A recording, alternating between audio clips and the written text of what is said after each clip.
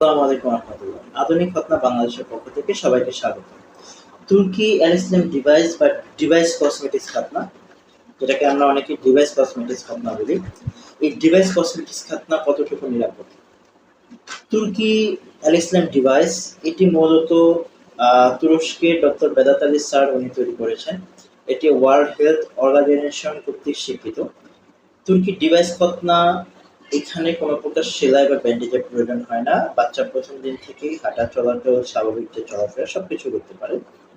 এই খতনা অত্যন্ত নিরাপদ এবং এটার সবথেকে আ পজিটিভ যে বিষয় সেটা হচ্ছে আপনার দামে এবং মানে এটা আ বলা যেতে পারে যে বাংলাদেশের মধ্যে সবথেকে প্রচলিত একটি খতনা ব্যবস্থা।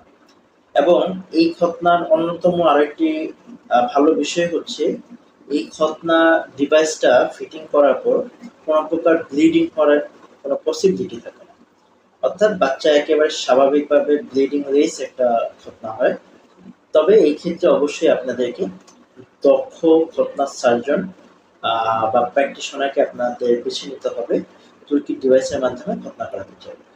আমরা স্বাভাবিকভাবে মূলত যে খতনার প্রসেসগুলো রয়েছে, যেমন অনেকেই হাজম দ্বারা খতনা করান, যারা আ আ পেনিসের উপরিভাগে যে চামড়া এটাকে কেটে এটার স্কিনটাকে বলটায়া ব্যান্ডেজ করে দেয়, হ্যাঁ?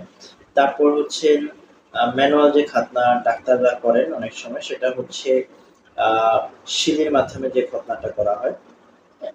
তো মোটামুটি আ আমাদের অভিজ্ঞতা থেকে আমরা এটা বলতে পারি যে শিলি খতনার ক্ষেত্রে দেখা যায় যে অনেক সময় ব্লিডিং হয়, ব্লিডিং হওয়ার পসিবিলিটি বেশি থাকে এবং হাজমের মাধ্যমে খতনা করালে দেখা যায় যে এখানে একটা রিস্ক থেকে যায়। অনেক সময় ব্লিডিং শুরু হয়, হ্যাঁ? অনেক ধরনের প্রবলেম হয়। তো সেই ক্ষেত্রে তুর্কি অ্যালিসিয়াম ডিভাইসটা সেই দিক থেকে অনেকটা সেফ এবং নির্ভরযোগ্য একটি আ মানে মাধ্যম বাচ্চাদের খতনা করানোর ক্ষেত্রে।